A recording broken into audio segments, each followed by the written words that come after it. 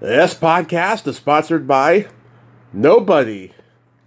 Hey dudes, this is Catherine Mary Stewart, Maggie in The Last Starfighter, and Reggie in Night of the Comet, and you're listening to Tommy Throwback Kovac in Splat from the Past. And remember, the whole burden of civilization has fallen upon us. Hey dudes, welcome to Splat from the Past, the only 80s themed horror sci-fi show where things can get totally radical. Now, I am so friggin' excited for today's guest because I've been wanting this man on since day one, and I am talking about Ivan E. Roth. Yes, Willie, the leader of the Stock Boys in Night of the Comet. Yes, my favorite Christmas movie of all time, and I'm going to have him on the show today, and I am so excited. I can't wait. I mean, this guy, he's been in so many other great movies as well. I mean, he was Electric Larry in Get Crazy. He was in 315, The Moment of Truth, Night of the Creeps, Hollywood Zap. I forgot about that movie, and I forgot that he was the lead. I saw the trailer on YouTube. I wish the whole movie was on YouTube. That would be great. He was in Ricochet, Dead Heat. A lot of great movies, and we're going to talk about a lot of that stuff today, and I can't wait.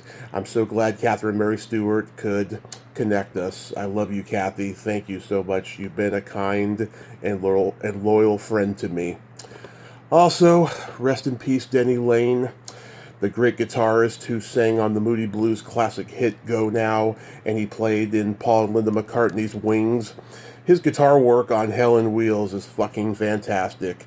Some of the best hard rock guitar from a former Beatles song I have ever heard. It's a sad loss to both rock and roll and the British invasion era of rock. And then Norman Lear, rest in peace, sir.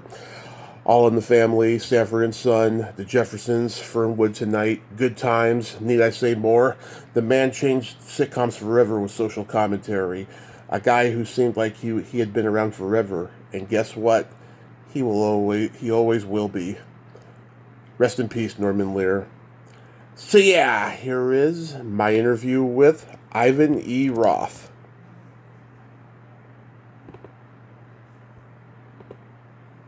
Hey, Ivan, welcome to the show. How are you today?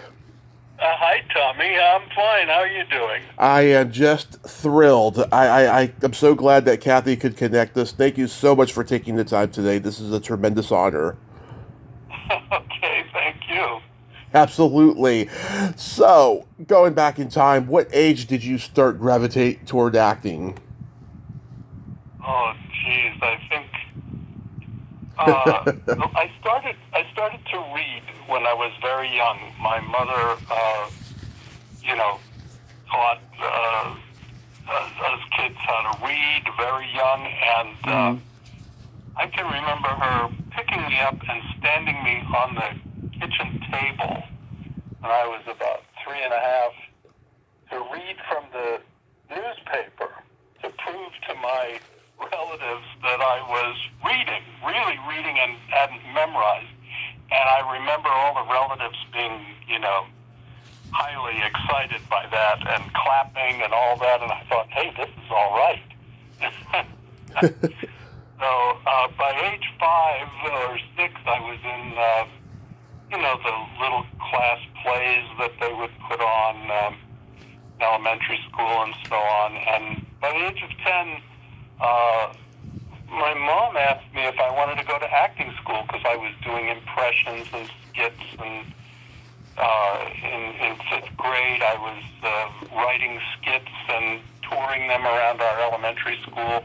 Mm-hmm. So she said, do you want to go to acting school? And my mom or dad would drive me all the way to the other side of town every Saturday for acting school. But I think I did that for about a year and a half. And that's how it started. Wow, so did you get involved in school plays and community theater as well? Well, no, we didn't. Well, not community theater, but I was in high school. I was in the school musicals. Yeah, we did production of Hello Dolly and Gypsy. So Nice. I got the character parts because I was not a singer. Those are good ones to get involved in, yeah. Are And you? being tall and not terribly coordinated, I was not a great dancer either. Oh, yeah, I can relate. I auditioned for The Sound of Music sophomore year in high school. Didn't get it. Never auditioned for another play, but I did stage crew Oh, backstage. I was a prop man, so I totally get it. So you were born and raised in L.A.? my brother ran light. Nice, nice. You born and raised in L.A.?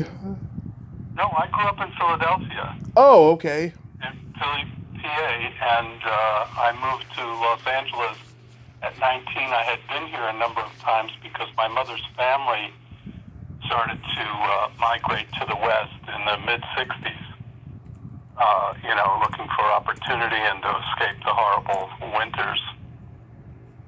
So I had visited California a number of times and loved it. Of course, it was such an exciting place in the 70s, and Yeah. beautiful. And I just thought I want to live here someday. So I transferred to UCLA as a junior after doing 2 years at Temple University in Philadelphia. Nice. So you were about 13 when you were in Arnold's Wrecking Company? Yes, you've been on my IMDb page. And I watched it last night, by the way. You found a copy of that? Oh, No, it's on YouTube. oh, it is on YouTube. I had no idea. Yeah. Yeah. That's how I got started. A cousin of mine wrote and directed that. It was really a kind of a homemade movie, but it was a lot of fun. The creator of that is a sort of cousin to me by marriage named Steve D'Souza, who went on to write Die Hard and Die Hard 2, Commando, Running Man, 48 Hours. He wrote so many great, like, Joel Silver blockbusters. Right, exactly. And still at it. Yeah, this was the first and last movie he directed until Street Fighter in 1994, which Yes. boggles the mind. It seems like he got disillusioned with filmmaking and just stuck to screenwriting, you know? It was that he's really pretty quick as a screenwriter, and he got into, rewrites and doctoring, and once, you get into a niche in Hollywood, that's kind of where you are. And was one of the reasons I got out, because I didn't want to be niched as a zombie forever, playing zombies and drug addicts and... Why not? You're the best at it. Well, I don't mean any, anything wrong by having done it. I mean, I had a lot of fun while I was doing it. It was great. Yeah. I look back on it fondly, but eventually it just stopped being fun, and I had other talents and skills, and I wanted to try other things, so I made some changes. Yeah, we'll get there slowly. So, you go to UCLA after going to college in Philadelphia, and while you're there, do you study acting? Well, actually, I was also a poet in my youth, and I got in as if you got in as an English major, you could take any class in the theater department by permission of the instructor. But if you were in the theater department, you couldn't take fancy English classes by permission of the instructor. So I said, well, I'll do it the other way. So, and you weren't supposed to be on the main stage if you were not in the department, but they ignored it in my case. I don't know why, but I stayed an English major and took all my theater and acting and directing classes by permission of the instructor. Mm-hmm. My classmates at UCLA included Tim Robbins, Cameron Dye, and Cameron Dye, who I ran into not long ago. And Ethan Wiley. Say it again? Ethan Wiley. Well, him I didn't know, or I've forgotten. I don't know who that is, but I knew... Fred Decker. No, not at the same time, or at least we didn't cross paths then, but Lance Guest. who worked with, he's a little younger than I am, but he was The Last Starfighter. the last Starfighter. We were both, the 6'2" curly-headed guys. Yeah. Yeah, those are all great guys. All great guys. Yeah, I worked with Tim on plays and so on. We did Midsummer Night's Dream in downtown LA. It was a great time, a lot of fun. And I'm trying to think who else you would know from there. Carrie Noonan. Yeah, it's been a long time, but yeah. Or Amy Resnick. No, sorry, I don't know that person. That must have been after you then, yeah, because they were all there, and then they all joined Tim's theater company in Pasadena, Yeah. Right when it started. Yeah. Yeah, but back then, it was a much more intimate business, smaller community. Everybody knew each other. There was no internet, Right. Which is quite interesting when you look at it in that context. In 1982, you guest starred on an episode of Knight Rider, which D'Souza wrote. How was that experience? Right. Well, he managed to set it up so I could get an audition, which was very helpful. It was tough in those days to break into the union. You had to get Taft-Hartley by, being able to say, well, this is the only person who can do this part or whatever it was. It was something ridiculous. Now anybody can join the union as long as they're willing to pay. Mm-hmm. But in those days it was tough. You couldn't get a job unless you were in the union. You couldn't get in the union unless you had your first job. So I got a break and got the part, and that's how I got into SAG. Oh, that's awesome. Any memories of working with Hasselhoff?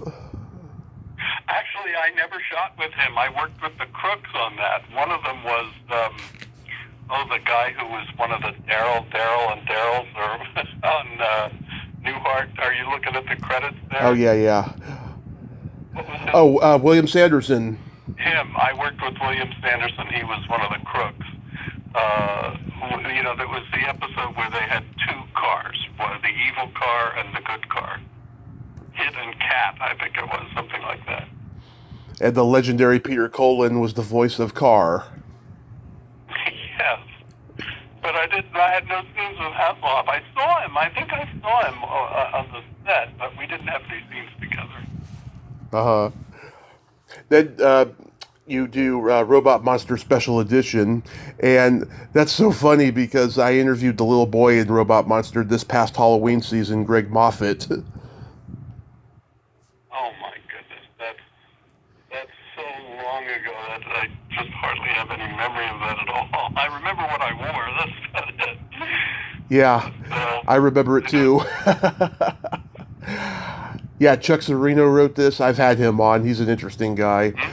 The legendary Bob Burns played the gorilla. It's funny, I reached out to him this summer because I had heard he owns like every creature feature artifact known to man. Oh, is that right? Yeah. I remember them saying that he was the guy in the monkey suit. So, yeah, we worked together briefly. Yeah, I remember a few years after this, the Cars did the You Might Think video where they satirized Robot Monster. Yeah, around that time I was in a lot of videos as well, music videos.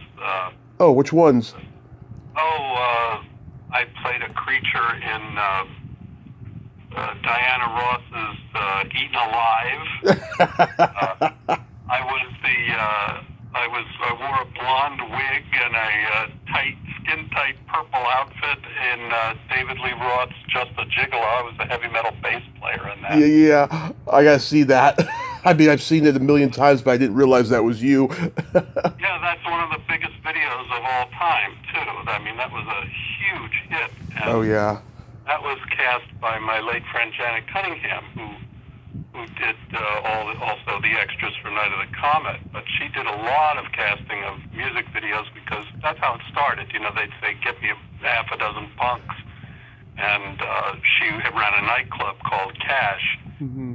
And let's see, there was another one where I played it was in Elton John's Healing Hands. And okay.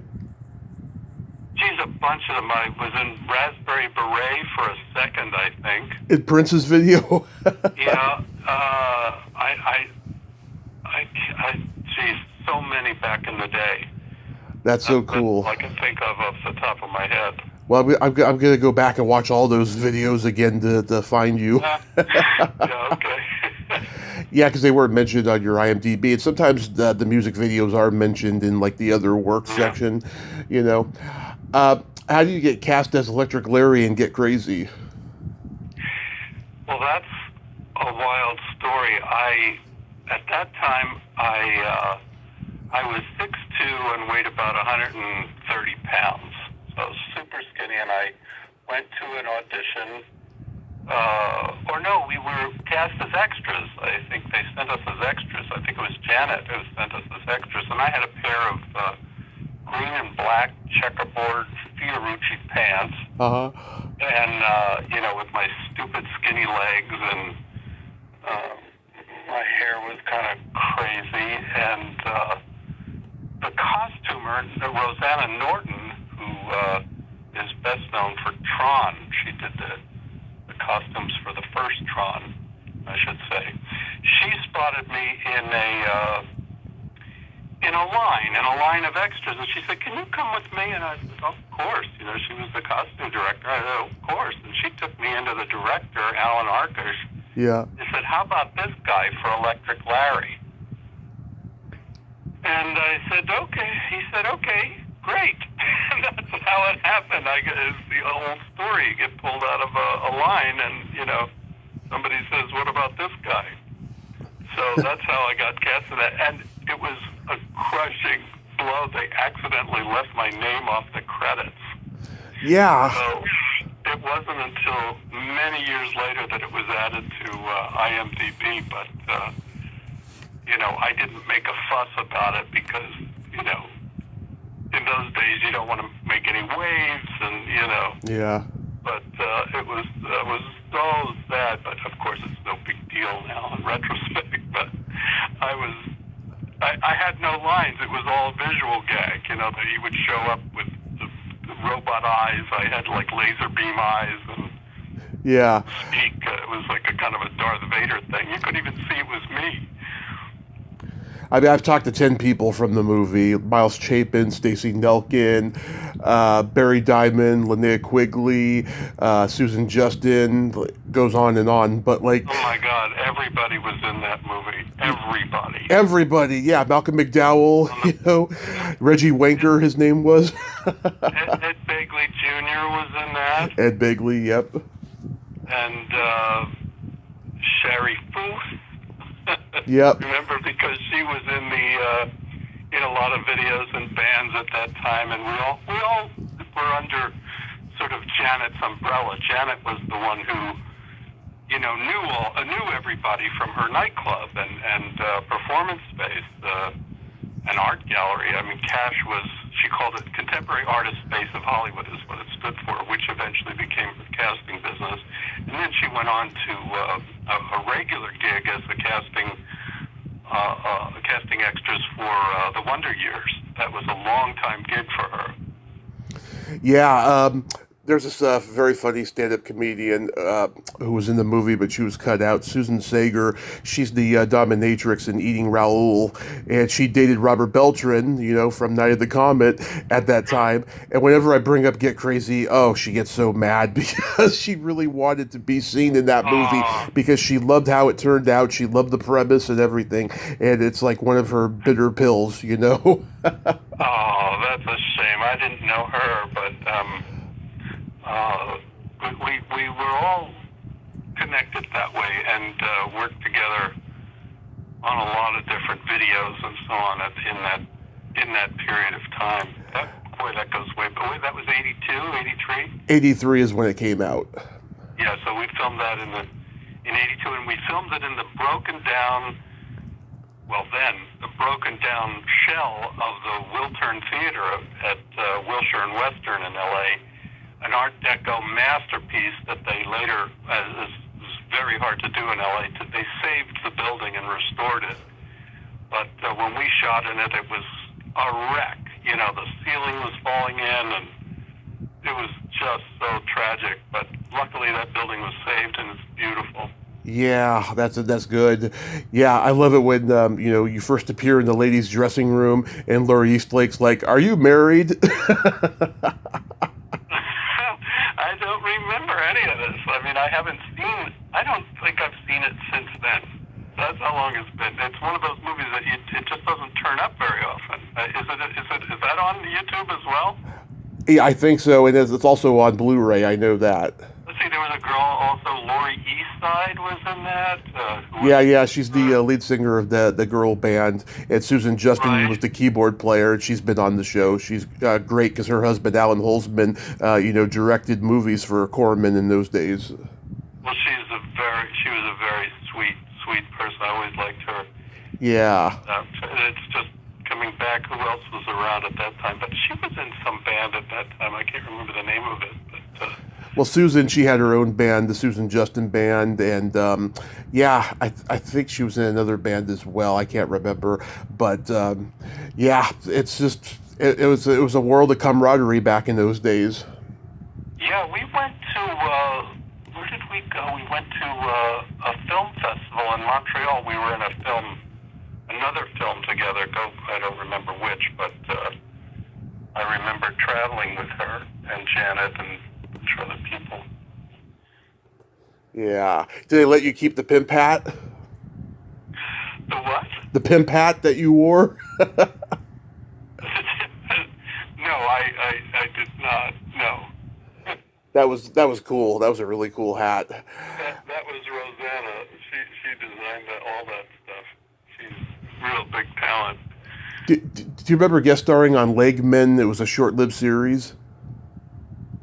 Legmen. That rings a bell. I don't remember what I played, but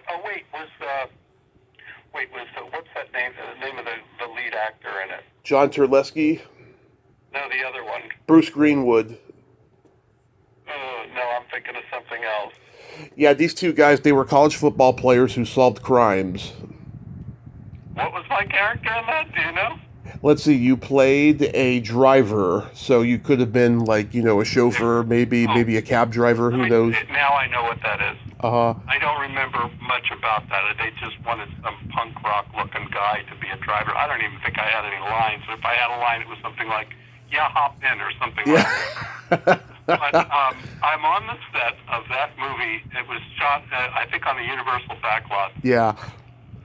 And a guy is working. He's got a crew jacket on, and he walks up to me, and I look at his face, and I said, "You're Dick Powell's son," because he had the exact face of the 1930s movie star Dick Powell, and I always loved old movies.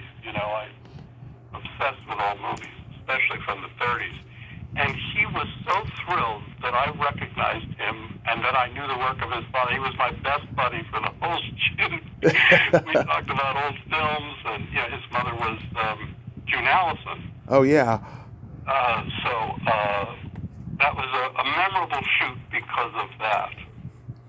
Yeah, it's got a great guest starring cast. Lee Ving from Fear, Jan Smithers from WKRP, Murphy Dunn from the Blues Brothers, Grace Zabriskie, who later did Twin Peaks, Janine Turner before Northern Exposure, and Phil Proctor, who I've interviewed from Firesign Theater. Wow. Jeez, what a mixed bag that is. Yeah. I don't remember the plot line or anything of that. That's an obscure one, I'll tell you. So how do you get cast as Willie in Night of the Comet? I was trying to remember that not too long ago when we did the Zeitgeist Film Festival down in Huntington Beach. Uh-huh. And I think it was either Janet or another extras casting person named Mary Santiago, who was also a dear friend of mine, Mm-hmm. who sent me on the audition for the part. And it was written that Willie was affected by the comet and spoke in a kind of a rasp like that. And so I rehearsed it that way. And I brought with me, Tom, the director, reminded me of this. I had forgotten, but I had a cowboy pistol, one of those things that come in a kid's holster, Uh-huh. and I brought that with me as the gun. And I had it in my pants, and they didn't see it, and they freaked when I pulled the gun for the audition. They didn't know. They didn't know, and it was just a cap gun, but it frightened them enough to, I guess that cinched it somehow. They gave me the part. What did you think of the script or the idea of the movie? Well, at the time, the script was called Teenage Comet Zombies. which was a brilliant title. It's a pity they didn't keep it. They went with something a little safer with quote broader appeal unquote. But everybody was talking about it. It was the thing. The script was really fun to read, and it was it had that touch of Valley Girl and zombies and monsters and sci-fi. It was something new, and everybody was excited to be in it. So Very late 50s, too. say it again? Very late 50s sci-fi. Yeah, but the script really read well. It was a great read, and I was just thrilled to be doing it. Mm-hmm. Thrilled to pieces. I mean, it's impacted me since I was a kid. It's got this feministic, futuristic sci-fi comedy, and it's got this message about not taking life for granted and being thankful for your blessings that are right in front of you. Tom Eberhard is a genius that way, a very underrated genius. Yeah, I agree, and he was also extremely kind to me when we were shooting it. It was we shot it in a Bullock's, an operating Bullock's department store that was closed for the night. We shot all night, and the way the character was written, they couldn't hear me doing this raspy voice in this cavernous place. Mm-hmm. And oddly enough, the sound man was a guy that I had gone to UCLA with. He directed me in a class at UCLA named Steve Nelson, and he says, "Can't hear you. We can't pick it up. It's too raspy." So I had to go and change the character at the last minute to that broad, radio DJ kind of a voice that that made the character just pop, and everybody was laughing, and and Tom, what I was getting to was that Tom let me add a little bit here and there to the script to go with that voice that I had come up with in the bathroom of the department store, panicking because here I had this so rehearsed to do it the way I had planned, and last second, nope, you got to try it a different way. So luckily it played, and Tom was very kind to let me have just a lot of fun with it. Yeah, did you ad lib? I'm not crazy. I just don't give a fuck. Oh, no, that's Tom's. That was in the original. No, I wish I had ad libbed that.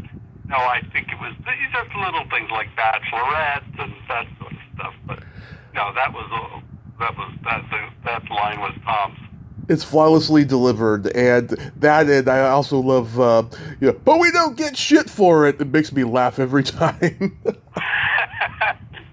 Well, that the way they edited those scenes together, they used different clips from different takes, and then they amplified it because they pulled the camera way back in this warehouse, to do that aerial shot. Yeah. And so it was odd to me when I first saw it, but now, of course, it seems to play. But that was shot in some abandoned vegetable warehouse or something downtown. Yeah. Did you have any scenes that were cut? No. Luckily. Uh-huh. No, they used everything. That's good. How long did it take to apply that makeup? Well, that process was pretty quick. In those days, it took a lot of prep. I mean, I had to get the molds made, and now it's a lot faster. The materials are, 40 years have gone by, but Yeah. I always like the makeup people, and they, it's you also get a built-in audience. so if you're lighthearted, and you got to keep it lighthearted when they're putting all this stuff on your face for hours. Mm-hmm. Because if you don't like it or you're fidgety, it's not fun. No. But it never bothered me, and I tried to make all those guys laugh, so we had a ball. It was fun, and they in fact got me other parts because they knew I could wear the makeup and not, have a problem with it. Were you there a week? I think it was a week or two. I don't recall. I think we were scheduled for a week, and then we got another week out. I don't remember. It's too long ago. Sorry. It's okay. Are you still in touch with Dick Rude and the other guys? No, I didn't really know them. I hadn't met any of them until just one I knew from Janet's club, but I didn't know those guys. Well, did you guys have like a rap party and a screening? I don't recall that, but I know we had the original screening premiere at the Cinerama Dome in Hollywood. Do you remember the reaction? It was a thrill. It was an absolute thrill to have the whole cast and crew there, and invited guests, and it was full. They were applauding every scene, and really great crowd, and that was just a great night for all of us that worked on the movie. It was really fun, and of course being in the dome, very exciting. Yeah, it's one of my favorite movies of all time, and I always say it's my favorite Christmas movie. So. Yeah, it is. People think of it as a Christmas movie. Of course, we didn't at the time think of it that it would be a Christmas movie. Yeah. But it's nice that that so many people just liked it so well. And the unlikely chemistry between Kelly and Kathy is just, it's so unparalleled. It's so fantastic, I mean, there was a concern that, they didn't look alike. It's like, who cares? I mean, there's a lot of siblings that don't look alike, They both have, crackerjack timing. And yeah. I did a podcast the other day where I said Kelly stole a scene from herself. Yeah. That scene where she pulls up and the cops are pulling her over for speeding or whatever. Right. She fluffs her hair and takes a breath spray, and I mean she's just adorable. And of course Kathy just was perfect. So they both were so genuine. I mean, the sign of really good acting is when you forget somebody's acting. You just so are following the character that they're creating that it seems like when they speak, that's who they are. They're that character. You forget. Exactly. Exactly. They had such good chemistry, and it just seemed to come naturally to them. I didn't get to know them on the set because, I was, the villain, so I didn't want to get chummy. Yeah. Before we shot, I wanted to be spooky as I could be, and I looked horrible, so I didn't think it was a good idea to, chat a lot or visit, and before we shot, I wanted them to be really frightened, to be able to use, whatever they could. And Robert Beltran cracks me up, especially when he's the cowboy near the end there. Have you been to L.A. lately? Man, it's really cleaned up. I didn't get to work with Robert. Yeah, but he's a great actor. He could do comedy or drama. 3:15, The Moment of Truth. Any stories there?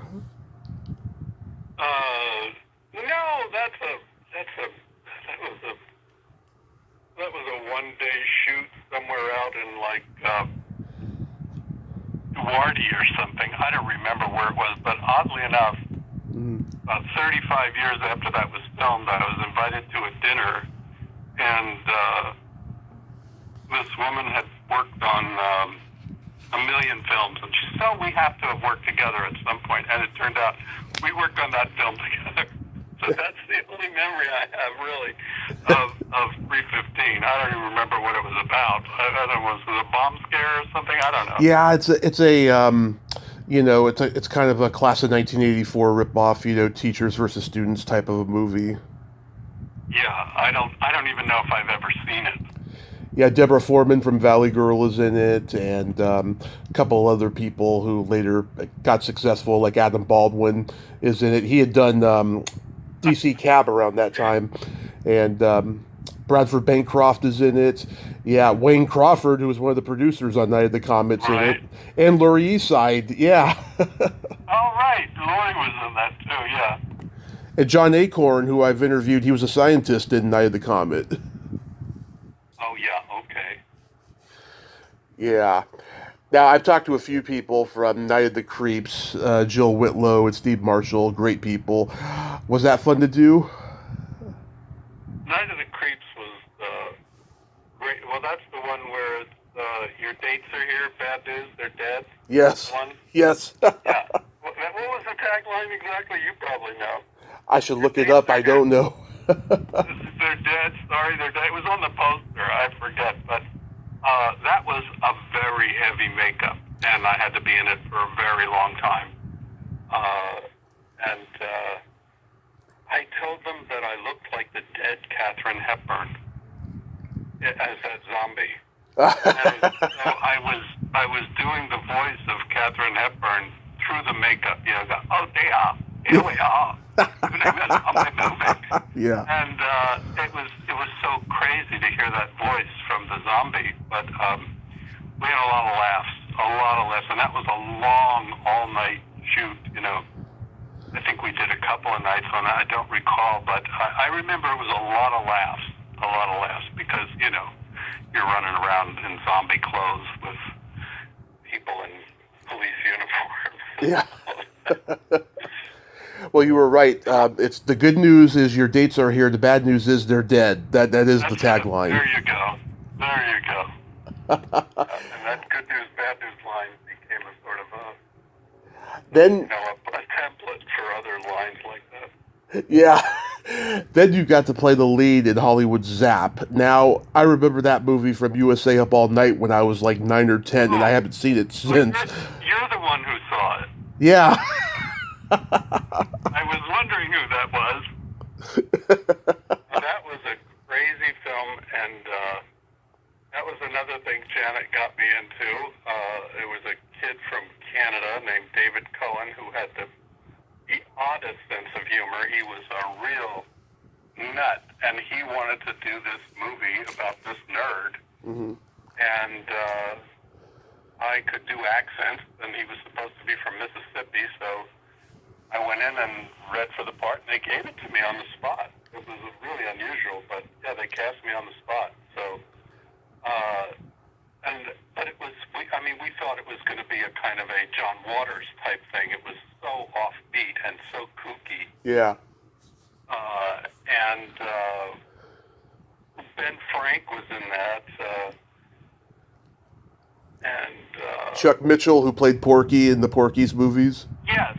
Yeah, and there was another guy who played the guy who ran the hotel. He was a character actor who did a million movies. Do you have that in front of you? Let's check this out here. Was it Claude Earl Jones? That's the one. Yeah. Yeah, so he played the hotel guy, and they picked up some great character actors to be in that thing, but the movie was so damn weird. It's so goofy, and it was just, I think, pretty awful. But there's a movie that has no following. Yeah, it's funny that the trailer's on YouTube, but the movie isn't. I hope someday somebody uploads it because I'd like to see it again. But it was like this was like a few years after Joysticks. It's a video game movie, and at a time when video games were brand new and popular. Right, that was the craze at the time. In fact, I mixed up the movies. On that movie we shot in an arcade, and I played Tempest hours waiting for the shoot. You know? And I had it mixed up in my mind. I thought I had played Tempest on the set of Night of the Comet because that's the game that Catherine plays. Yeah. And I said it in a podcast that we did a couple of weeks ago. And she said, "What? You did? I don't remember that being on the set." And I thought, "Oh, geez, am I mixing up my movies?" And then I realized, yeah, it was another film altogether, but Tempest was in it, you know? Yeah. My favorite game. That's a great game, by the way. And Andy Gabus played Debbie in the movie. I almost had her on last year, but she was a little demanding. She wanted me to change the entire format of my podcast just for her, and I was like, "Oh no, I'm not going to do that." Because I had interviewed her husband, John Biner, the legendary comedian who does impressions. Yeah, and he was great, but I was just like, "Nah, I'm not going to interview her." I worked with her on another film. See, then there was a director that Janet was mad for, another one named Bashar Shabib, and I did another film with Annie with Bashar. Maybe 2 films. I forget what that was called, but you probably know it. It's funny. I don't know the Bashar Shabib movies. Those are the only ones on your IMDb I don't know. Yeah, they're obscure. He's from Montreal, I think, and so his films were, I think, had something of a following in Canada. Uh-huh. Or a Canadian sense of humor, if you know what I mean. Yeah, I do. I know from Catherine. Yeah. Oh my God. You were the creature in William Fruit's Blue Monkey. I talked to Robin Duke from Saturday Night Live and SCTV. She didn't seem to want to talk about this movie. Well, there was another guy from the SCTV, or not, the guy with the mustache, the bald guy. Oh, Don Lake. Don Lake was hilarious. Yeah. What a nice guy. We had a lot of laughs on the film. And I was in full creature costume. We shot that at an abandoned mental hospital in Toronto in February in Toronto. So it was like 2 and 3 degrees, and we were shooting in these tunnels underground and horrible. And then the heat went out in the hotel. They had all these people from LA freezing in this hotel. They started bringing in space heaters. I thought, well, if I don't die from the cold, there's going to be a fire. You know, it's just so awful.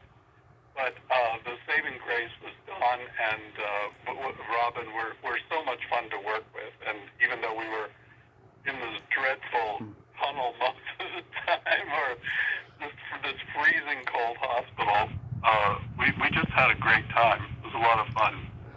Yeah, it's a. And the guys doing the makeup were fun. That was, I think, Todd Masters. Oh yeah. The makeup on that, and he became a friend. He did a lot of the makeup that I in films that I did. I don't remember specifically which ones, but I worked with Todd a number of times. He requested me, which was nice. I think William Fruit is very underrated. His name never comes up on the list of the great horror guys, you know? Yeah, he's good too. Really good. How about working with Piscopo and Treat Williams on Dead Heat? You know, I played another zombie on Dead Heat. You know, I was beginning to get typecast. Yeah. To get me a zombie, and also because the makeup guys say, "Oh, we have a guy who can do this."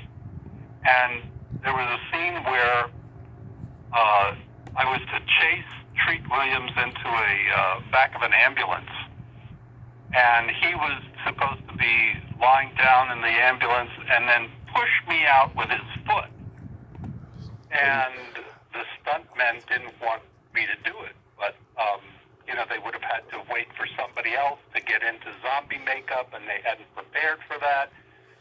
You know, they were sort of making it up as they go along, for the scene, not for the makeup. And so I thought, well, I can do it. And the stuntmen were really not happy. And they were right, because he kicked me so hard that he cracked a rib. He should have just pushed me, you know. And poor guy. I was in makeup, and you know, it was hard to see, and it was night, and to this day that rib still hurts me, because there's nothing they could do for a cracked rib. And I didn't say a word on the set, because it's the last thing you want to do is shut down production, because you think you hurt your rib. I didn't even know what happened. I felt something happen, but Yeah. to this day that hurts me, and it's right above my heart. I have an everlasting scar from Treat Williams. Thanks a lot. Yeah. Rest in peace. Oh my God, that's great. Yeah, Piscopo is like finishing a memoir. I hope he has a chapter about that movie in there. I didn't work with him on that, but I must say that a very memorable time on that movie was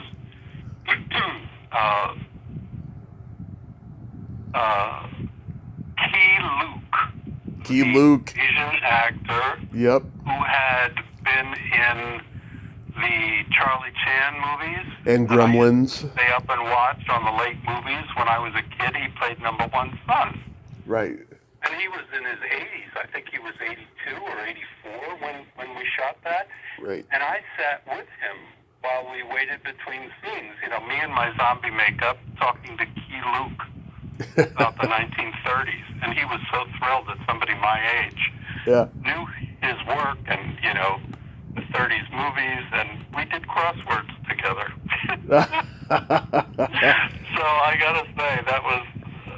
that's the kind of thing I remember from the films, is sitting with somebody like Key Luke or, Richard Powell, who was Dick Powell's son. That kind of thing just is etched into my memory. Yeah, when Key Luke was in Gremlins, he's 80 years old, and out of the makeup, he actually looked a lot younger than he was by about 30 years. And Zach Galligan asked him, he says, Key, how do you stay so youthful? And he said, no fried foods. Yeah. He was awfully nice, just a very sweet man, very, very nice person. And he was to me, that was a legend. I mean, I never dreamed I'd work with Key Luke when I was a little kid watching the late night movie. Certainly. You play paramedic number 1 in Freeway. Do you remember that? Geez, that was a one-off, one-day shoot. I don't even remember what the hell that was. It was a thriller with Darlene Flugel, who passed away before I could interview her. She was great. I loved her. Richard Belzer, James Russo. Yeah, that was a one-day, maybe a one-liner or one of those things that Janet said, just go, you've got the part, that kind of a thing. So, I don't recall. How about Ricochet? Well, Ricochet came about because of Steven. Yeah. And that came back again, and I was working with him at the time, and I went to work behind the scenes when I was about 30, 31, and so he thought that I'd be good in that part, and that's how that happened. And I got to work with Denzel Washington. He was passed out in front of City Hall, and I had to wake him up. He was the missing DA in that. Yeah. Yeah, Russell Mulcahy was the director. I interviewed him. Very interesting guy. I think I worked with him a couple of times. I'm not sure. Yeah. Well, he's like one of the kings of music videos. I mean, he directed so many new wave era music videos. Right. I think that's how I was, that he knew me from one of the videos or something, because I had done so many music videos. All the Duran Duran stuff. God. That was our bread and butter in those days. You worked in union and you got cash, or, boom, you were in and out. And then you played the mummy on Tales from the Crypt. That was great fun. That was also because I think that was Todd Masters. You straightened me out. Is he the makeup guy on that, or was that the? I could check it out, but that way. Yeah. Yeah, it's Todd. Let me see. Nina Samasco, I've interviewed her. She's great. She was nice. She's very nice. Well, yes, Todd Masters, you're right. Yes, and I called him Todd A.O. That was my nickname for him. He eventually, I was so proud of him, he opened up his own studio out in, off of the 170 freeway. He's probably still there. I don't know. I haven't heard from him in years, but he made me into the best mummy, and I watched the Boris Karloff mummy movie over and over and over again and tried to imitate the opening shot. You know, when a mummy comes alive and his hand drops and there's a kind of a skip in the film. There's only one print that they made into the working print was, it's a kind of a jump. So I tried to imitate the mummy coming alive exactly as Karloff did it, as an homage to him. Mm-hmm. And few people know that, but I loved playing that part, and that was such great makeup. And again, I was, half the size I am now. So then, and I dieted to play that part. And Jeffrey, they had me in the sarcophagus, and the whole deal. The whole deal was smoky and a beautiful. That had a nice budget, Yeah. Jeffrey Jones and Anthony Michael Hall was in it as well. Two John Hughes legends. I pulled his brains out of his head. That was what the mummy did. He pulled the brains out of his head. Right. So when was the moment that you became disillusioned with acting? Well, when it stopped being fun. I had a number of disappointments. I was very close on a couple of big things and didn't get them, and I realized I didn't like it very much. I didn't like the business, and this was at the time when cocaine was rampant in the business, and a lot of people don't talk about that, but I was not part of that milieu, and I didn't like it, and I just thought, what am I doing this for? If I don't like it, why am I doing it? So, and also, I like to eat. So, when the jobs become few and far between, it's difficult. And I thought, well, I know what happened. I went on an audition with a commercial. I remember this vividly. Is in Venice on Abbot Kinney Boulevard.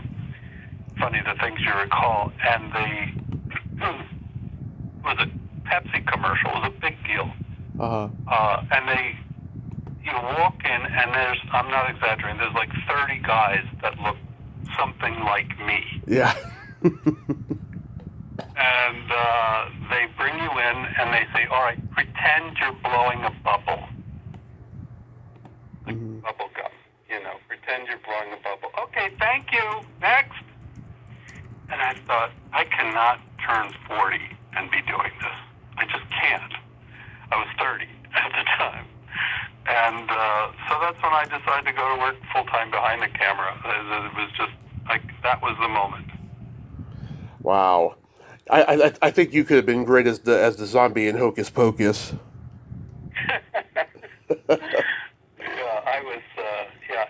I completely got out of it.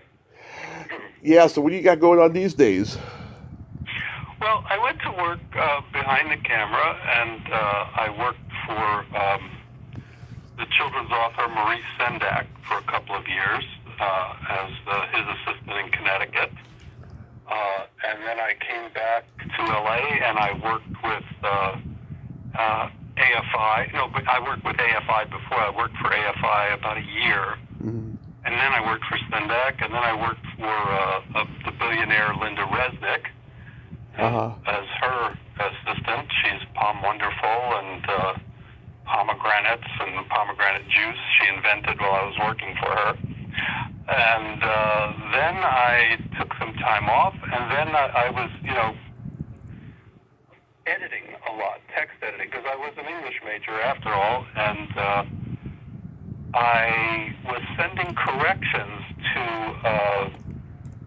TMZ and Res Hilton. They were just posting things that were full of mistakes. It was driving me crazy. And one day, a girl named Jillian Sheldon called me after sending her corrections all the time of these errors they were putting on TMZ. She said, can you come in and meet with Harvey? And I got a job with TMZ, making it funny and correct. And that's when TMZ was funny. Mm-hmm. Then they went frat. When it became a TV show, they changed it to a kind of a frat, format. And right.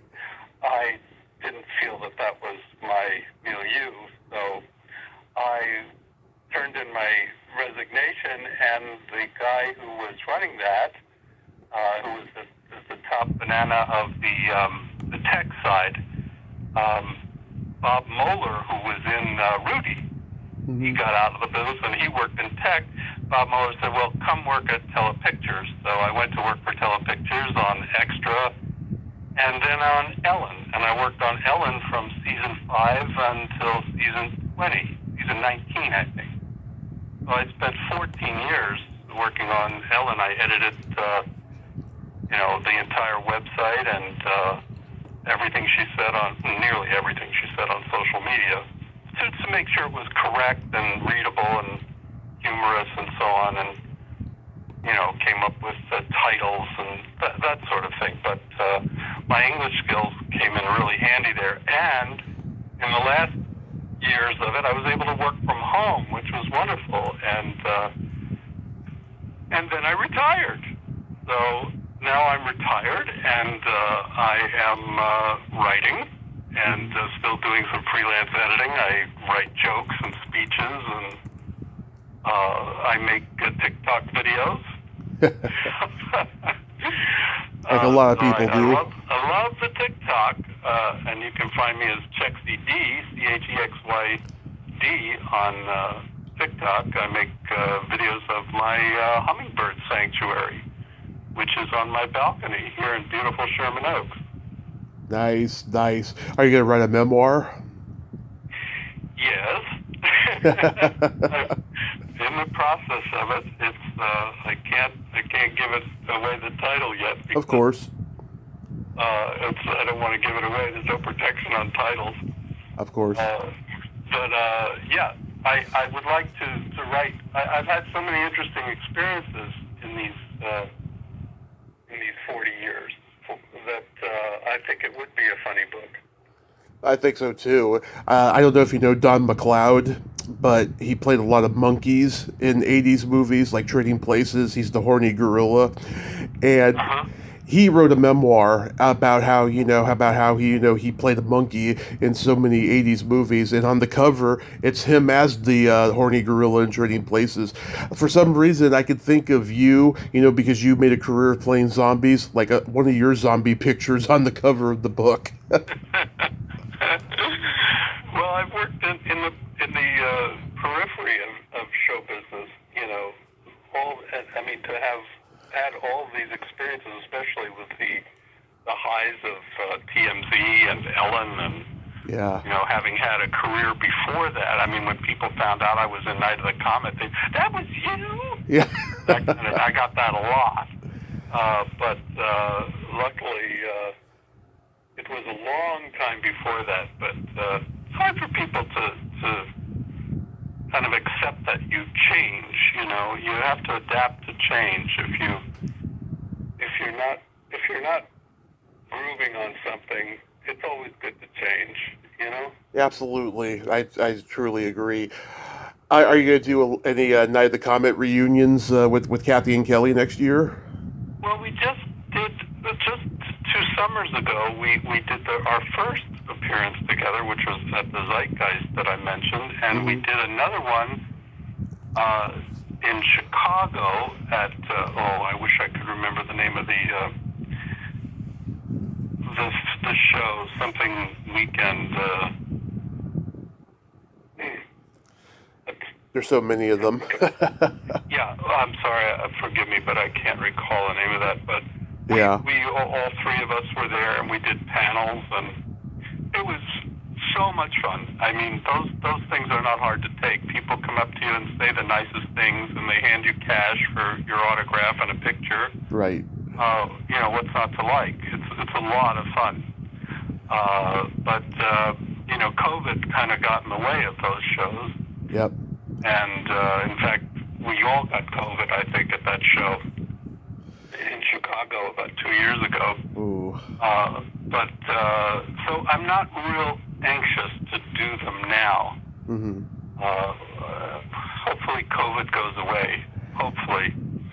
But they do some of these autograph shows and so on that are quote, COVID safe, or however they say it. Yeah.